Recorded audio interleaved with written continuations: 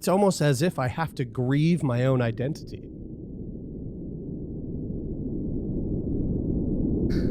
Which is a really fucking trippy thing to say.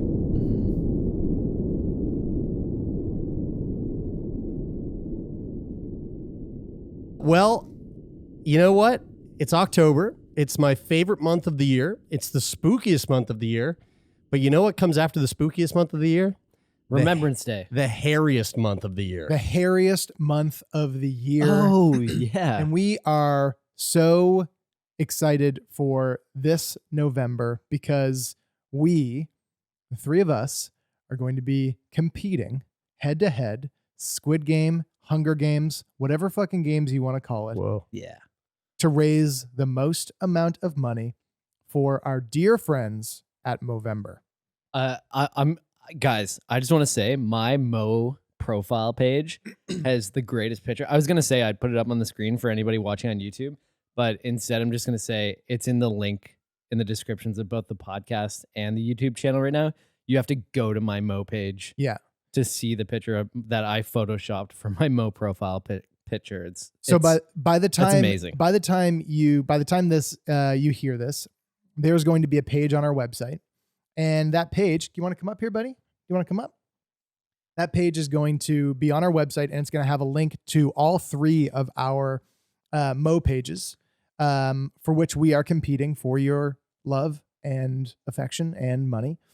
And you can go to any one of the pages or all of the pages, and you can donate to our Movember fundraising goal we are doing this year. We have teamed up with Movember this year to do a couple of things, actually. So first and foremost, to raise money for what Movember does, like their mission.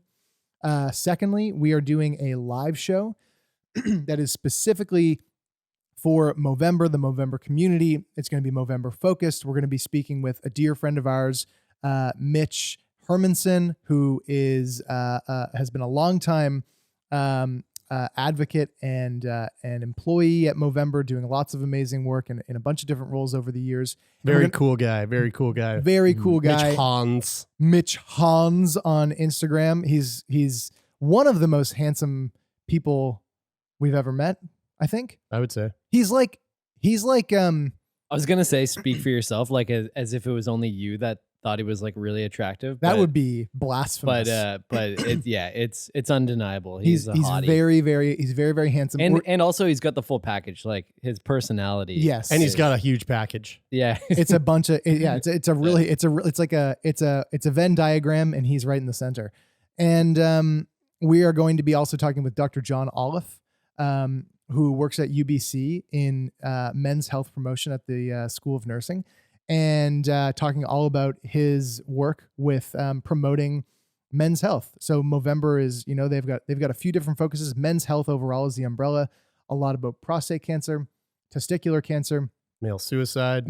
So, and the sort of like mental health aspect that Movember has adopted, especially and really developed over the last few years. And that conversation is, I think, something that is very near and dear to our heart. I mean, everything is, but that really stands out. So we're going to be doing that show on November 8th. That is going to be a free show. Anybody can join. We will be releasing details on that, on how you can attend that. And last but not least, we are going to be releasing a Movember collection of t-shirts where all of the profits, which is hilarious, it's $6 from every shirt, which is 100% of profits, will go to Movember. So all the profits from that campaign on this collection of merch release, everything will go to Movember. All the designs come in-house from our resident designer, Brian Stever. They are awesome. They're incredible. They're very cool. And they're all a cool kind of promotion of opening up the conversation around men's health and some really cool designs. So we're really excited about that. Well, that's going to be really exciting. You want to know what else is really exciting? What's that? Trikafta is coming to Nova Scotia, baby. Yeah, And Daddy's going to get his hands on it. We fucking did it. it's kind of sweet if you've been watching or listening along for the last few weeks. Like we've been talking, this has been Pretty much every week for the last few weeks. We've been Yeah. like updating all the provinces were like kind of stepping up. There's still some provinces that have yet to make their announcement. I believe, I could be wrong about this, but I think Manitoba hasn't said anything yet. Newfoundland hasn't spoke up yet. And the territories as well. But PEI came out, said they were going to do it. New Brunswick's doing it. Nova Scotia's doing it. And yeah, it was a huge announcement that happened, I think actually last Friday. So Yeah. that's right. the day that our episode last week came out. And I went in for clinic today and got the whole shebang. when you went in, were there like balloons and confetti and shit? 'Cause I imagine that place would be like pretty popping off. So Sarah, the nurse coordinator who you met, Yeah, she had a party hat on. she was very excited. Yes. And yeah, there's a lot of excitement happening at the clinic. A lot of paperwork that needs to be filled out. But according to Michelle Thompson, the health minister of Nova Scotia, she was quoted saying that all the work on the government side to get it figured out for Nova Scotia should be done by the end of November. Whoa. So when I heard that, I was like, oh, okay, so that happens the end of November.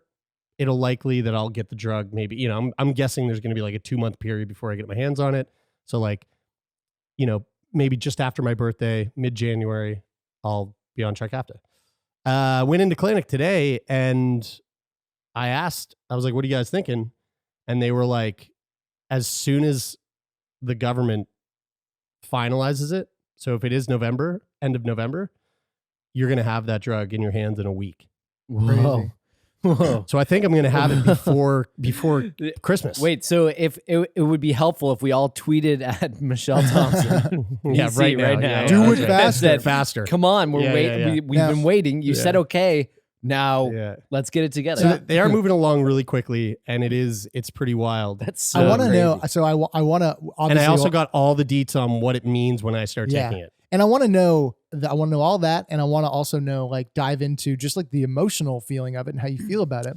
But before we do that, I want to just say how crazy it is that it was maybe a month ago, maybe less than a month ago. We were sitting over at our desks in the office, and there was I think it was the very first announcement that the first 1 or 2 or 3 provinces had added it to their formulary, and they were going to cover it. Yeah. And we were sitting here going, fuck, we need to get this into your fucking hands as soon as possible. And we were sitting over there, we were scheming, we were texting people, emailing people that we know at insurance companies. How can we get this? For some reason, we started an OnlyFans, like just in the process, because we thought that would help. That's just fun. Yeah. We filmed something. That's for Darren's eyes only. Only Darren fan. Yeah, we filmed something for the OnlyFans. We filmed something that was like us sitting around scheming, talking about Trikafta and how we need to get it into Jeremie's hands. And then within like days, it was like another province falls and another province falls and another province falls. And then it just became, somewhat apparent that, it was a foregone foregone conclusion. Like Nova Scotia, it would happen. This stuff doesn't happen overnight though, too. So we kind of knew how fast the news came. So let's talk about Trikafta. First of all, let's look at the drug. So this is from a pamphlet that I received today. This is the recommended dose. So it's 2 pills in the morning, 1 pill in the evening. You got to take those pills with fatty foods. And you take the pills like 12 hours apart, kind of standard for medications. But you take that shit forever. Yeah.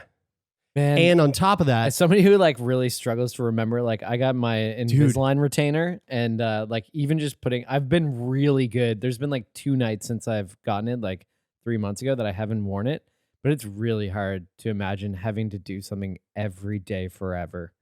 But this is one of the things that I'm a little bit nervous about because I'm bad with that.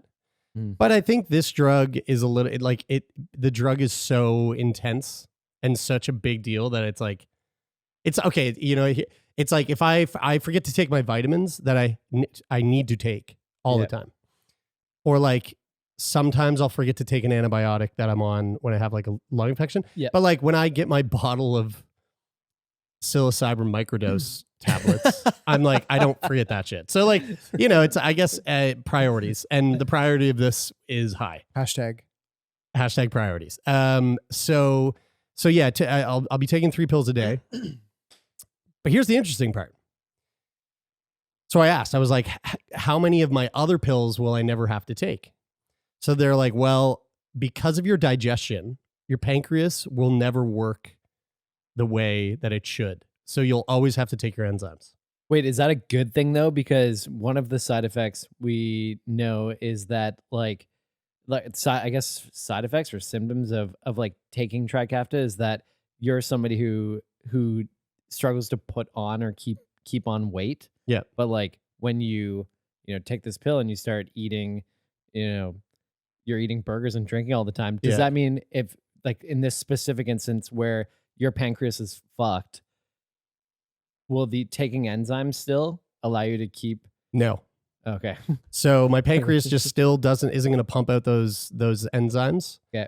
I'm going to have to take them anyway to digest my food, regardless, because my body just doesn't have the enzymes. But I'm still probably going to gain weight.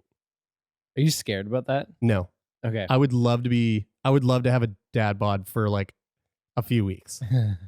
And honestly, hold like on. the idea. Wait, tell us about that. Yeah. Tell us about and also for a few tell weeks, us about dude, this dad bod desire. Well, a few weeks, and then I'd be like, fucking tired of this, man. Like, get me out of here. Like, I need to shred it's no up. good. When I need to shred up. I've coach-ridden- I've never weighed more than 155 pounds in my life, and I'm 5'9". I'm 6 foot.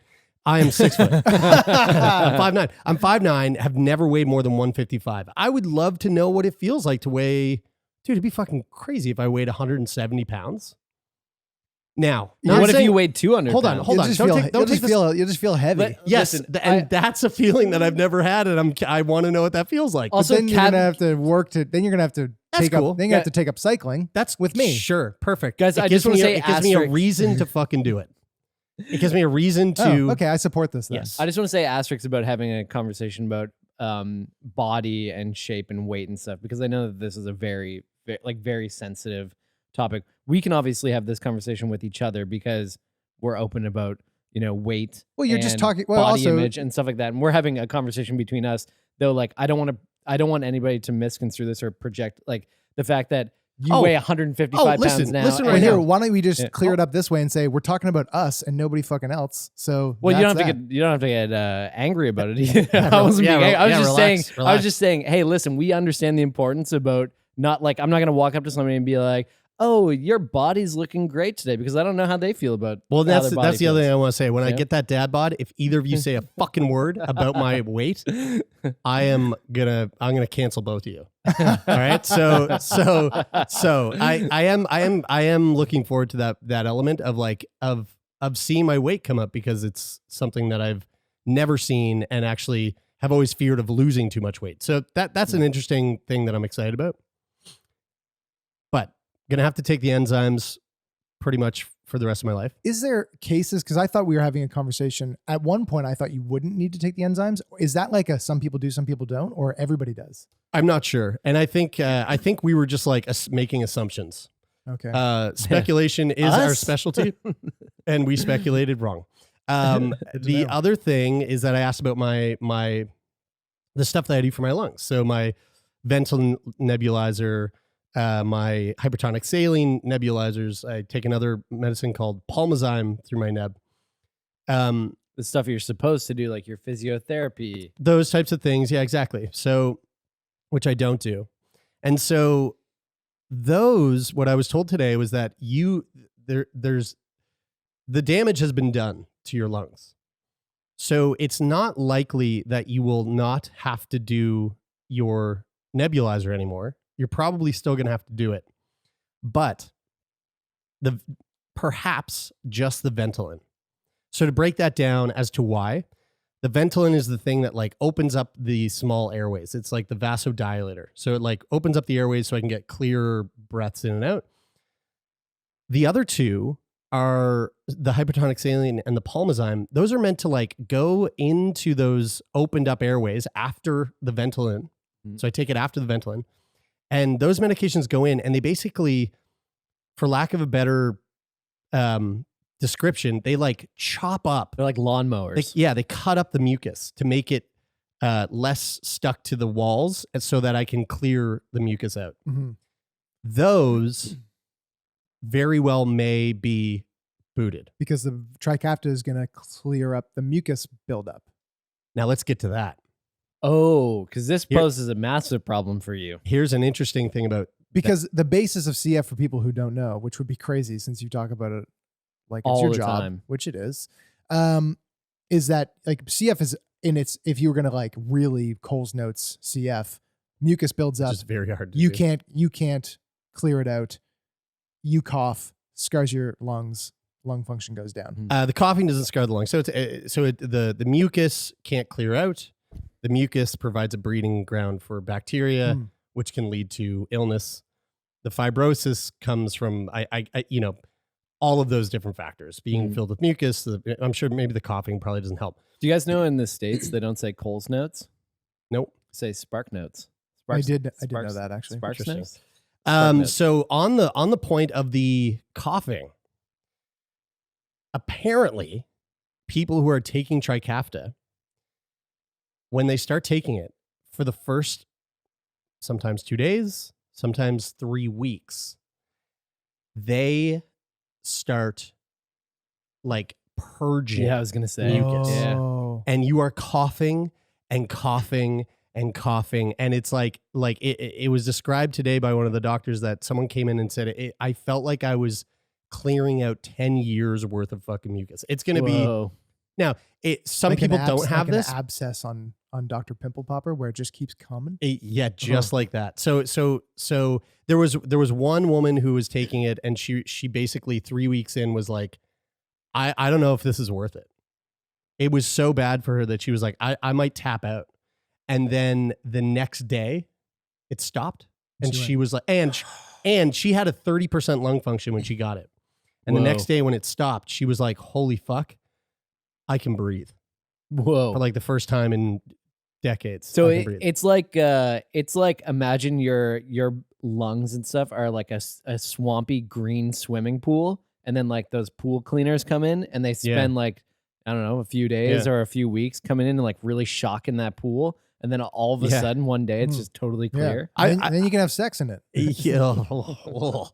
was it made me think about ayahuasca. I've never done ayahuasca, but I know that there's a big purge involved in that. So I was like, it'll be like my own little ayahuasca retreat, but way more disgusting. So there's that. The other thing is that, so then I was like, the number one question I had was, I know exactly what it was. I am infertile because I have CF. I shoot blanks. I don't even shoot blanks. I shoot water. Your tubes are clogged. Yeah. It's murky H2O. I just shoot coconut water. So I was like, yo, do I have to start wearing protection again? For baby purposes. And the first person who I was talking to at the clinic, who's the dietitian, she was like, oh, I don't know. She was like, I think it's definitely that way for females. Like there's been some unexpected pregnancies with the females taking Trikafta. Whoa. Because what's happening in the female body with the infertility is that the cervix is covered in mucus. So basically they've got a built-in IUD. Crazy. So she was like, it might actually be the case. I'm going to have to go ask the physician, Dr. Morrison. So I was like, holy shit. I had this like fucking panic moment and I texted you guys. I was like, guys, I think I got to start buying condoms. Nancy Morrison came in and she was like, she went through everything and she goes, and about the fertility, no, you don't have to worry about it. Because my vas deferens basically doesn't have, there's no highway. Which like, that's the thing they cut when you get a vasectomy. That's right. I basically already have a vasectomy. Your tubes are clogged. No, they're not clogged. No, they're not even connected. They're not. Yeah, they're just not even like connected to the. There's nothing to unclog because there's the sperm are forever trapped. They're never going to get out. I wonder if because the vas deferens are clogged though, or because No, because they're just like not connected. do you think how do they not connect? Why are they not connected though? I don't know, Brian. just because he was born with CF and Yeah, that's a thing. That's just the thing, I guess. I wonder if you went in there and you were like, I want to have kids and I want to have kids of my own, blah, blah, blah, blah, blah, whatever. I wonder if they could, like the same way that they they snip it for a vasectomy. I wonder if they could attach it and like make the maybe. attachment. I know that IVF is the way to go for people with CF. Yeah. They just go in. I imagine they just like put a needle in your. Yeah. I know your balls aren't where your sperm exists, but they just put a needle in your balls and go and suck out the sperm and then stick it in the hoo ha. Are your sperm not in your balls? They don't No. stick it Where in are the they? hoo-ha. I think they're up. They're maybe up a little deeper. They're not in your testicles. I don't think. Your sperm? Yeah.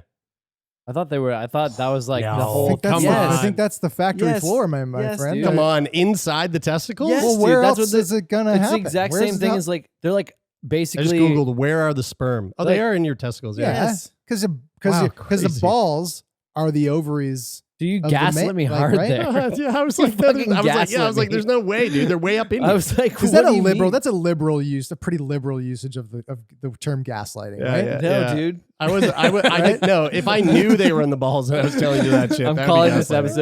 episode Jeremie Gaslit. Oh yeah, here it is. Here, so Jeremie they're gaslit me. they're in your Clickbait. balls. Wow, that's so crazy. They're in your balls. As if I did. I mean, why would I know that? I don't fucking have sperm to know about. But they It's go in your balls basic and they go up human the vas anatomy. deferens and then out the. It's basic That's the other urethra. people human anatomy, Not not mine. Jer's. Because it's like it's like basically the equivalent of the ovaries Right, Sure. outside of your body. right. Yeah. Eggs, sperm. I mean, outside of your body. that's where they, like they're In hanging out. They're testicles. hanging out. They're in a pouch outside. Yeah, it's like a vestibule. So so I don't have to worry about having a kid. You know what I'm saying? And then the other thing is I can't drink grapefruit juice anymore. Not that I cared. Wait, Grapefruit juice sucks. why It can't? does. It really does. Wait, It's why way can't you too drink? tart. It interacts with the drug. There's a lot of drugs out there that exist that you aren't supposed to take grape juice with, and or grapefruit. Period. So Trikafta is one of them, and if I drank grapefruit juice, it would be no bueno. Okay, so let's talk about if you miss one set of pills or one day. It pills. says it. So this is the pamphlet that I was given, and it says in here what to do. Basically, if you miss a dose, if you've missed taking the morning dose or an evening dose and it's been less than 6 hours, take the missed dose. If you miss taking a morning dose and it's been more than 6 hours, take the missed morning dose, but do not take the evening dose. Oh, And if okay. you miss the evening dose and it's more than 6 hours, don't take the missed evening dose. Just take it on your next morning. So, oh yeah, go ahead. Well, yeah. So that's pretty much. I think that's all the things that that kind of stuck out to me. So They've been. So the other thing is that they've been seeing on average at the clinic here, they're seeing the lung function come up about 10% in the folks that take it. Apparently, it's really hard to estimate that though because It is. it will come up much more if your lung function is really low. So if you have like Yeah. 30% lung function, there's a chance that you could go up to like 50 or 60. Yeah. But if you're at like 85%, Yeah. you might only come up a few percentage points. Yeah. So so my lung function today was 62, 63. So fuck, by January it could be up in the 70s. but which you'll be able to I haven't had for you'll be years. able to fucking breathe Yeah. like a normal. Breathe normal. Up on my, normal to the function that you have. Yeah, my energy levels will probably be through the roof. Like it's going to be a big change. Especially if you start using your CPAP machine again. Never. So how do you feel?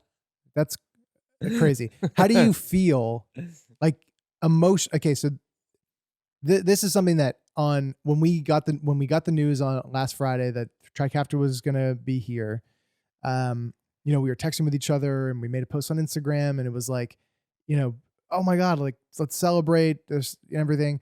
And Bri FaceTimed me and I tried to and- FaceTime both of you twice and neither Yeah. one of you. well, picked you up were the out first time. with some other group of friends that we don't know. I know them now. They're very sweet. Yeah. Okay, 'cause you well, came out with them. I'm withholding judgment because I didn't meet them. Mm. And Jer and I played Warzone and we chatted about it. And then we talked on the phone, Brian, and I said to you, I'm not like this.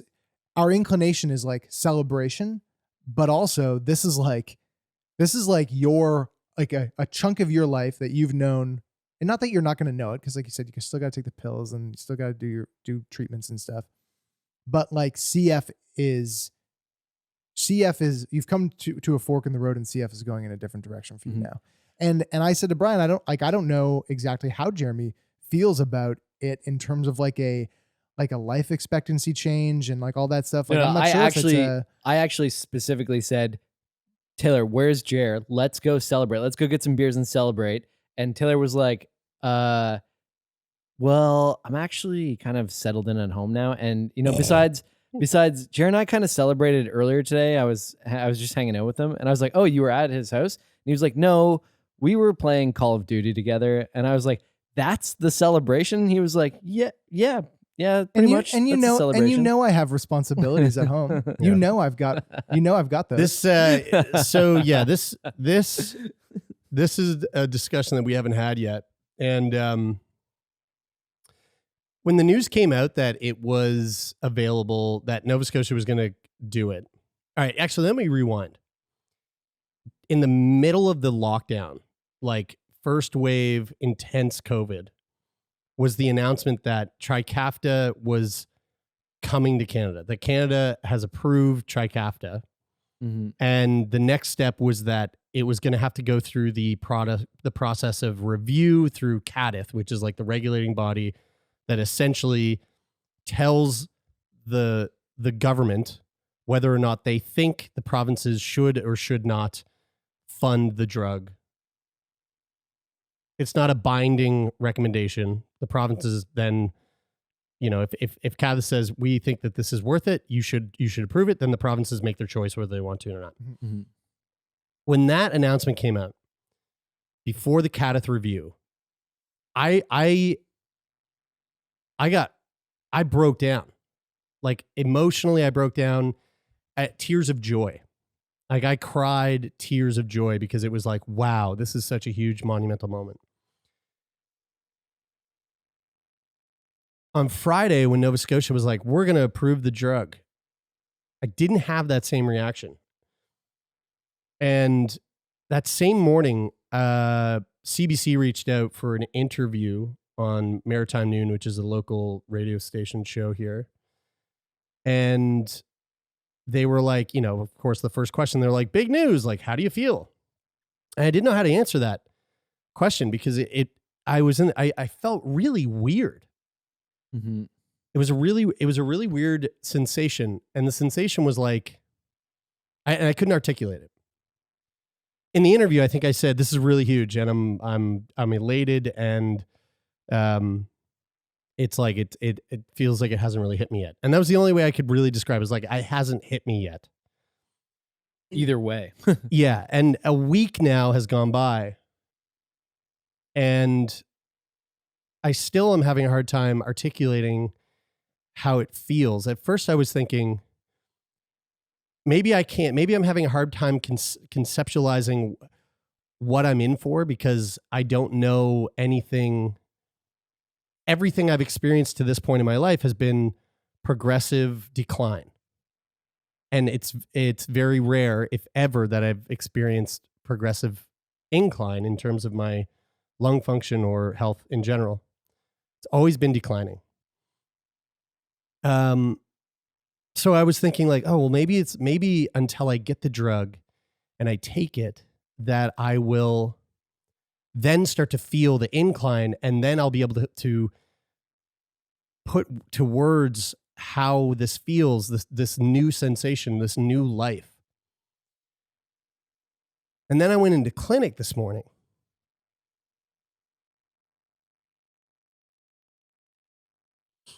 And the way clinic works is that you sit in a room and like,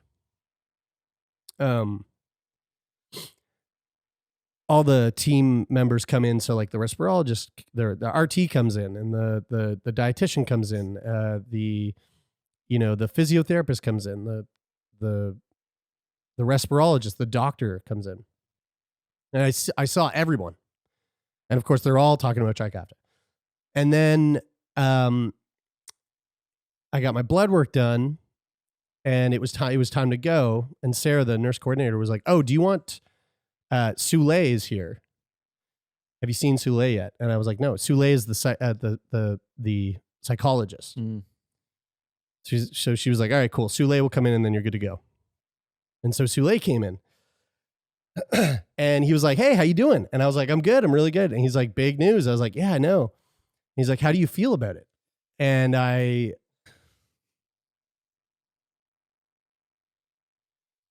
just broke down and started crying. And I was trying to I didn't know what to say. I didn't know what to say to Souley. So we started talking about it a little bit. And I said to him, one part of me is so fucking happy. And the part of me that's happy isn't happy for me. It's happy for like my friend Tracy, who has a child that was recently born that has CF. Like I think of Tracy and I go, fuck yeah.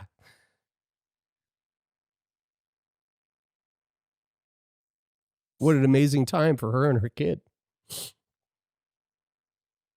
But then when I think about me,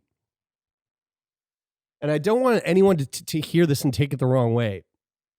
I am not, everything I'm about to say does not mean that I am not happy that there is a drug that is almost as good as a cure. Because I am. And I don't want people to hear me say this and think that I don't want to take this drug, because I do. But one thing that I don't think people maybe are considering is how fucking trippy it is to live your entire life with this one outlook that you spend so much of your time thinking about, and that outlook being a shortened life expectancy, and that outlook being like statistics based on this disease that you have.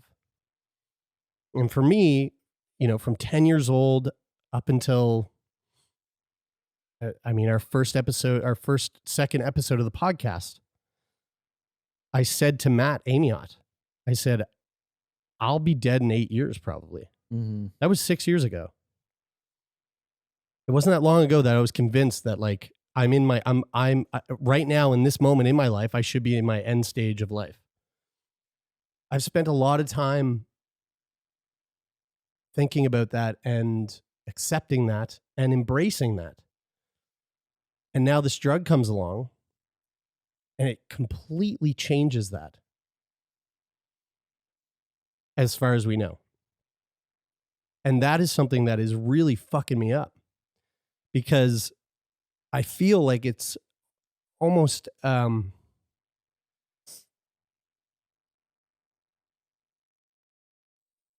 it's almost as if I have to grieve my own identity, which is a really fucking trippy thing to say. Mm-hmm.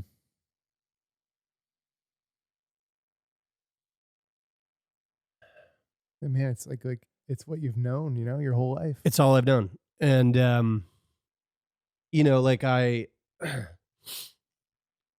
joke a lot. It's a running joke in the podcast, and I've joked a lot. And I even joked about it in the interview on CBC the other day.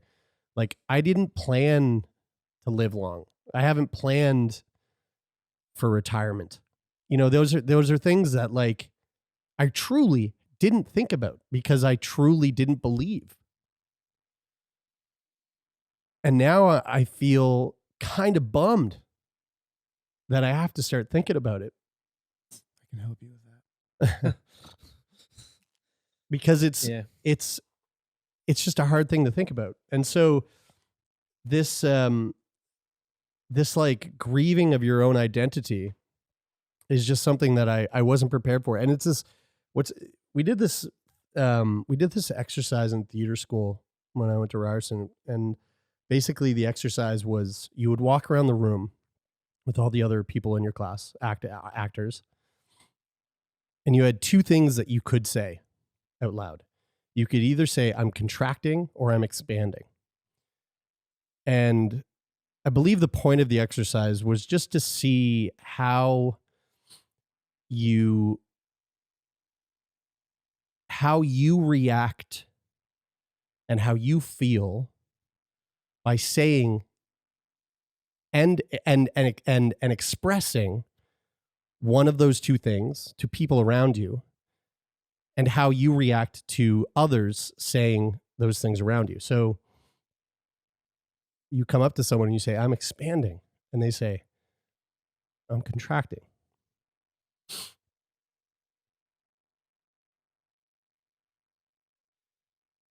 How does that feel for you?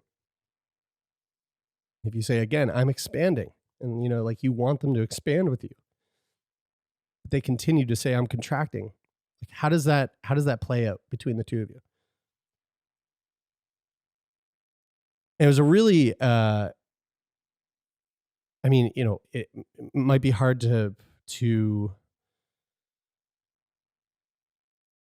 understand the exercise if you're not an actor, or if you've never been in that kind of position. But it was a very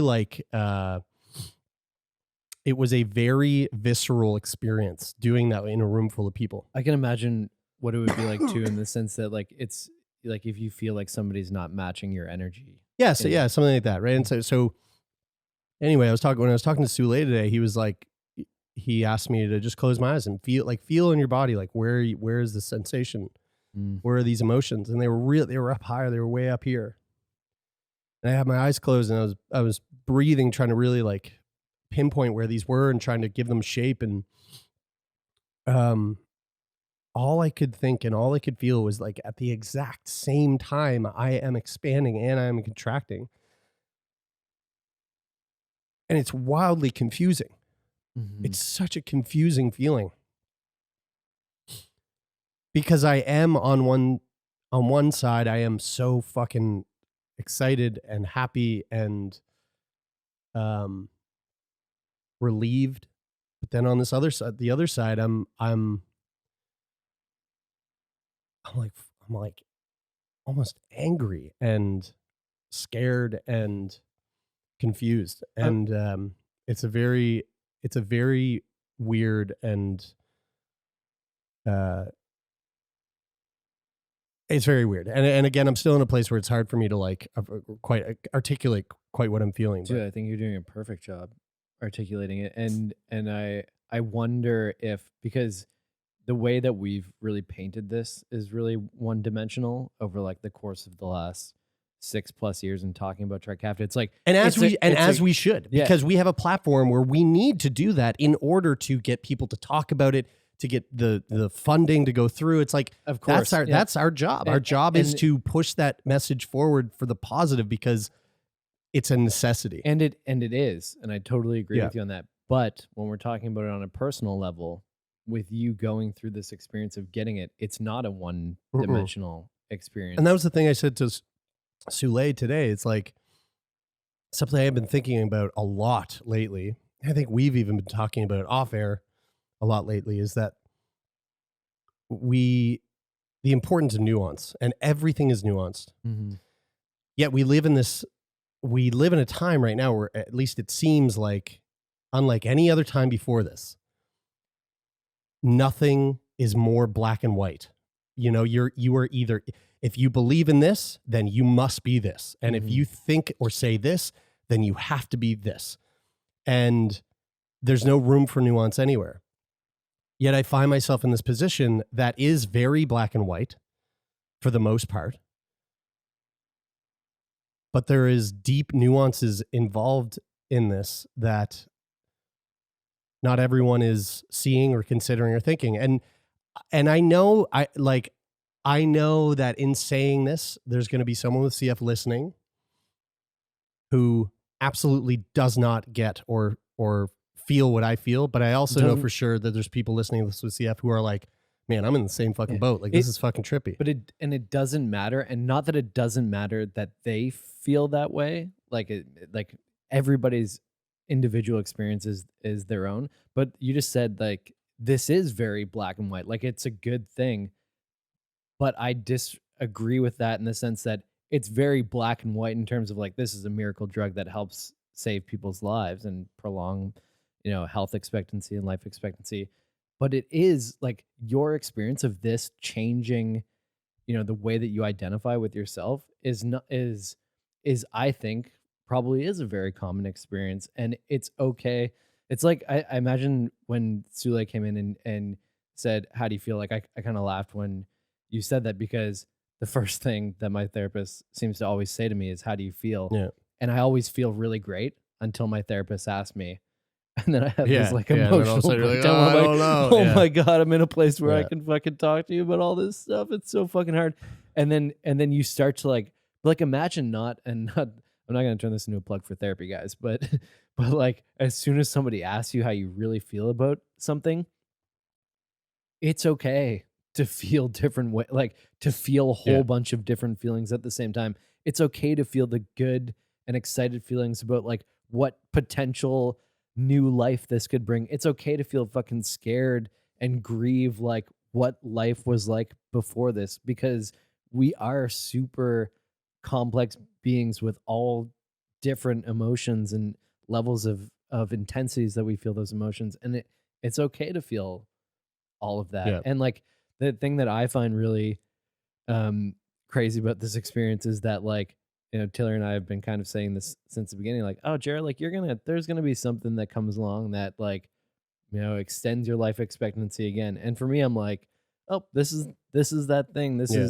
is really great. But like, what I failed to recognize before this is like what that means for, like, I mean, you've grown up knowing this one thing to be true about your life, which is, I have a life expectancy of what, 30-ish, 40 years.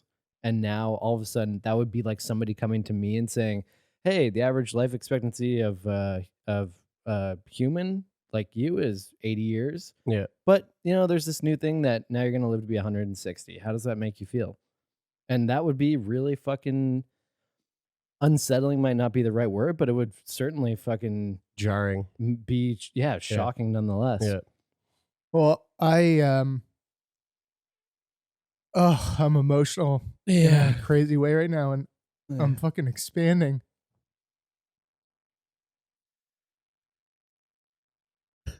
Oh, it's okay, guys. Oh, fuck. Because when we met, we were in a room in Brazil. And I knew that we were going to be best friends as soon as we met. And you told me you had CF. And I remember thinking to myself, fuck, I'm making a best friend and he might not be around that long. And I really want this new best friend to be around as long as possible. And you told me about this kid who had done something. He was like some science phenom. It always sticks out in my head. This, like, I don't know, he was like 15 or 16 years old, and he had done something that they thought. Kid in Toronto at a fucking high school science fair. Oh yeah. Yeah. And you said this kid has done something, and like they think it might be in 10 years, it could be like 10 years from now, something that, cures CF. And you said that, and I never forgot that. And I held that so close and thought, there's going to be something. There's going to be something that comes along and keeps you here longer. And, I'm so lucky all the time. And I knew that would happen. You actually are pretty lucky. And I thought, fucking lucky. and I thought, dude, as long as this motherfucker's in my life, he's getting something that's gonna happen, because I'm too lucky. I haven't gotten much of that luck lately, dude. Yeah, so it's a weird place to be, and like this Sule was the one that basically, he was the one that said, do you think that you feel like this is a form of grief? And I was like, oh, whoa, yeah, dude. Yeah. I think that's exactly what this is. He kind of hit the nail on the head in that I'm grieving it's a form of like identity grief, and like everything. Like my whole career over the last 6 years has been based on, to some degree, not fully, but like to some degree, based on this notion, right? All the public speaking I do is based on that notion. I'm gonna die, and now I'm like, fuck. I gotta write a bunch of new talks. Like I can't use this narrative anymore. But it's not. That's not actually why I'm bummed. But like that is a thing where it's like, wow. Like no joke that like, holy fuck, I have to write a whole new narrative for my life, not for my talks. Right. I am now looking at cultivating a new narrative, and that's daunting. Like, I don't know if it's like, I don't know if it's, and maybe it's helpful for you to look at it that way too, and to grieve that, because it is healthy to grieve that, but like it's the same narrative. It's just like a new chapter, in the sense that you're in the, and I mean that in the sense that like when the talks that you've done, when you talk about like living with the shortened life expectancy and what that means to confront your own mortality in that way, your experience of knowing what that truly feels like is not gone. No, that's not gone. It's not. But the narrative is changed. Like my values aren't going to change. You know, I'm going to be who I was, who I am, and who I always will be. But like the way I live my life is going to be very different. You know, like up to this point in my life, like I've had to be very aware of certain risks and things like that, and like thinking like, especially when it comes to like thinking about the future, like the thought of having children. Mm-hmm. I don't want children now, but there was a point in my life where I really wanted kids, and thought to myself, but I can never have kids, because not because I can't, because I can. I can go in and have in vitro done. I can do IVF, but I don't ever want to have kids, because I don't want to grow up to have my kids grow up without a father. Like that was that was one of the things that I struggled with in my youth, of thinking, well, like no point in getting married, no point in having children, because like who the fuck wants to marry a dying guy? And like who in the right mind's having a kid when they know their kid's just going to not have their dad around? And although I don't want children now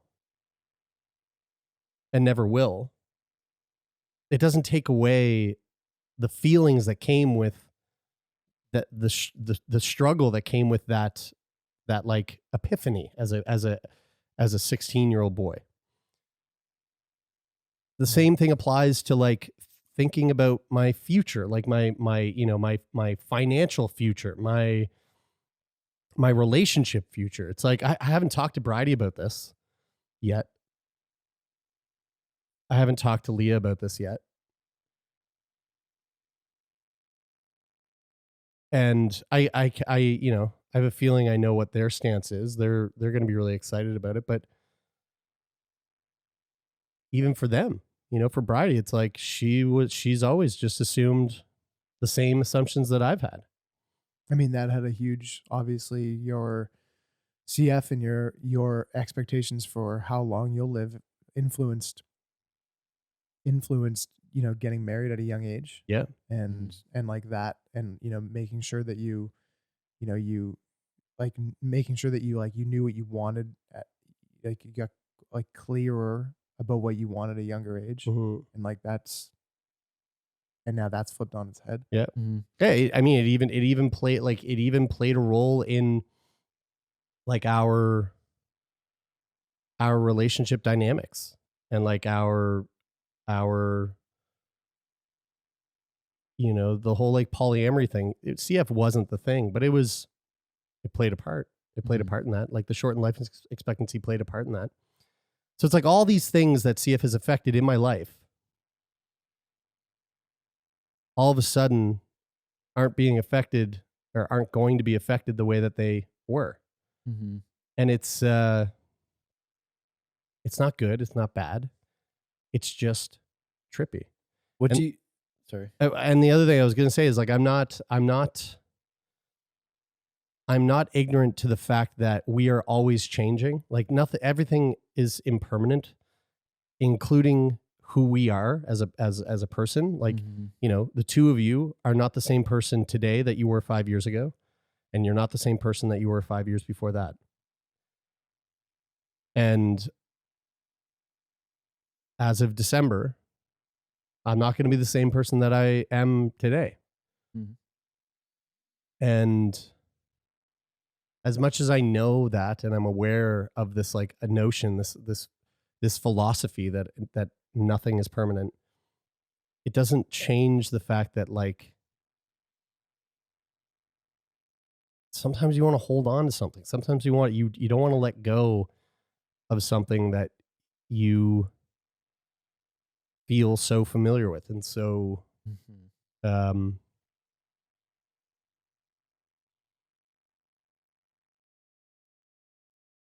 it's like my nephew, Austin, like watching him over the last year, watching my sister trying to like pull his Susie away, trying to like get that Susie out of the picture, and seeing him wanting to go back to it constantly. And then seeing him like accepting giving it to her, but still knowing he wants it, even though he's got the autonomy to say, no, okay, no, you're right. You're like, I'm going to hand it over to you. You can still see him like fucking itching to get it back into his mouth. And it's like, this is this version of CF that I know is like it's my Susie. It's the thing that I am consciously ready to hand it over. But there is a part of me that's like, but I'm not, like, even though I'm there, I'm not sure if I feel ready for it. I don't know what a Susie is, but it sounds really cute. It's that thing you put in your mouth and you suck on, the little like nipple. Sucky suck. Soother, yeah. Is that what they call it? Soother? Yeah. It's rave culture. Don't worry about it. Jer, what do you think?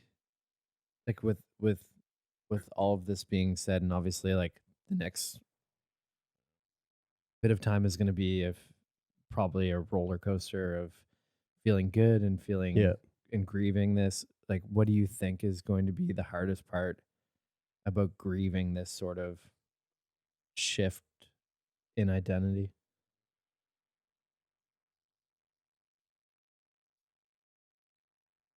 I don't know. I'm really not sure. I again, like, I don't think everything I said to the two of you just now is like, this is the first time I'm thinking and saying it. So I don't know. But I guess time will tell. You know, the next couple of months will be interesting, to say the least, and intense and beautiful and fucking scary and yeah, I don't know. For what it's worth, I don't know if it's helpful for you to hear this or not, but like, I think because I'm just trying to imagine what it would be like to go through this, and I imagine that the hardest part is that, like, you know, like, everybody sees this as such a great thing because it is. You know, it's such a great thing, but I think that, you know, like, until we just had this conversation right now, you know, I would probably approach the next few months just being like, dude, it's fucking awesome, like the way that I called last week and was like, let's go for celebratory beers and stuff, which, like, obviously, you know, it's an exciting thing to celebrate, but just like from my perspective now, knowing that it's like not just, you know, 100% one way, in terms of what you'll be going through in terms of feelings, I feel like it's a really healthy conversation to have and talk about. And I just want you to know that, like, I understand. Like, I understand that it's not going to be always happy, and that's okay. It doesn't have to be. Yeah. And I'm expanding too. And I am both expanding and contracting still. That's okay. Well, let's leave it at that. Yeah, let's. I had a bunch of stuff prepped, but we can do it next week. I'm not really in the. Well, actually, here we'll leave everyone with one Feel Good Friday piece. that I think. Should we all just do should we just do a group hug before we transition into that? I just want to hug you Like, guys. put our- because- let's do a group high five. The mics, there's Yeah, too it's much going on too here. much. The logistics are too much for us. Here, check out this video. like, it's of- great that we're recording this, but I'm really just glad that like we are having this conversation as three friends. So this is what we'll leave you with today, folks. This is Lucas Lucina. He has cerebral palsy, and he was in a wrestling match with another kid, Austin Scranton.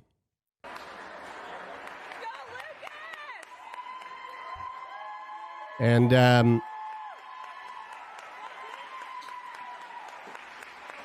this is what a lot of the internet is calling true sportsmanship between these two kids. Come on, love. So Austin Scranton, who is going against Lucas, Austin in the blue, Get him.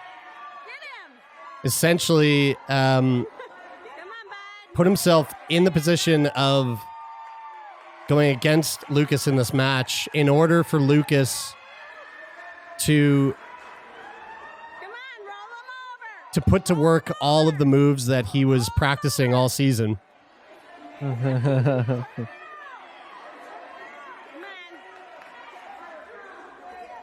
Get him, Lucas. Get him, Lucas. Get him. Go, go, go, go, go. Go. Yeah. Roll him over. Roll him. Come on, bud.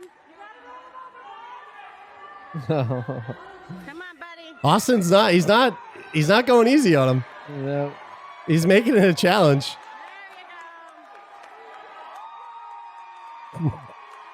There Yeah, dude.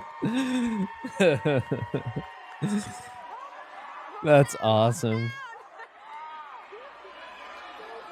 you go. Go.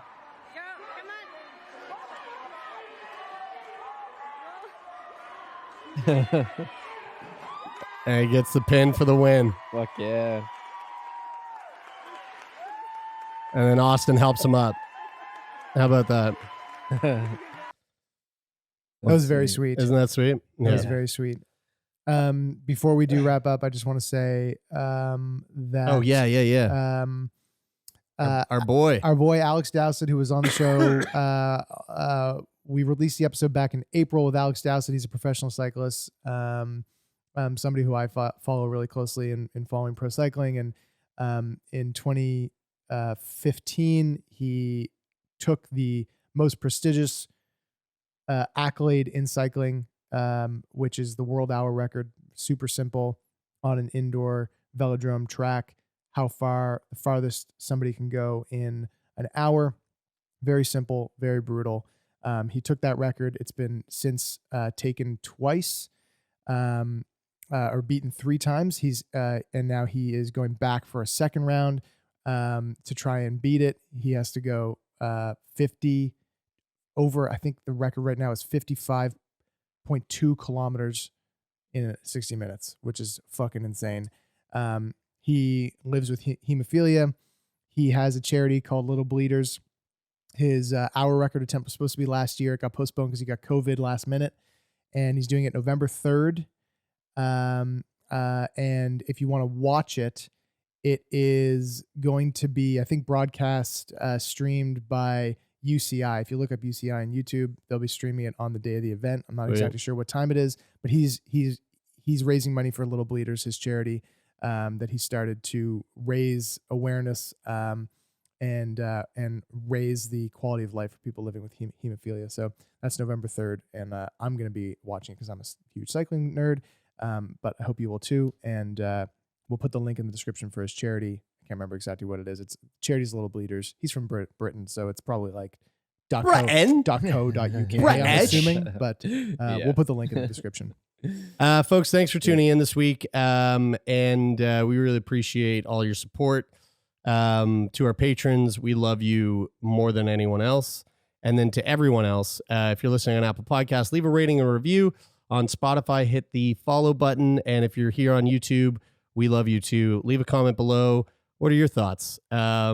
And if you have CF and you're watching, definitely want to hear your thoughts in the comments. Mm. Thank you so much for tuning in. We come at you 3 times a week, Mondays, Wednesdays, and Fridays. So we'll see you on Monday. And again, thanks for just loving on us. Mhm. If you want to send, we were just a bunch of sobbing, emotional puddles in here today. And if you have your story that you want to share about whether it's maybe it's you getting your hands on Trikafta, maybe it's a friend or a loved one that it might be getting their hands on them, or maybe somebody who's still doesn't have access to it and is hearing this story and is still fighting for it. Let us know. Send us an email to letters@sickboypodcast.com. And if you want to be a guest on the show, it's sickboypodcast.com/contact. Yeah. Thanks to the people who make the show happen. Jeff Lonis, our manager. Guys, I love doing this with you. And Rich O'Coin, who does the theme music. Also to the advocacy groups like CF Get Loud, who helped make Trikafta in Canada a possibility. Yeah. Thank you so much. We are eternally grateful. Yeah. All right, CF folks. Canada and all the politicians that made it happen too. That is it for this week. I'm Brian. I'm Taylor. And I'm Jeremy, and this is Sick Boy.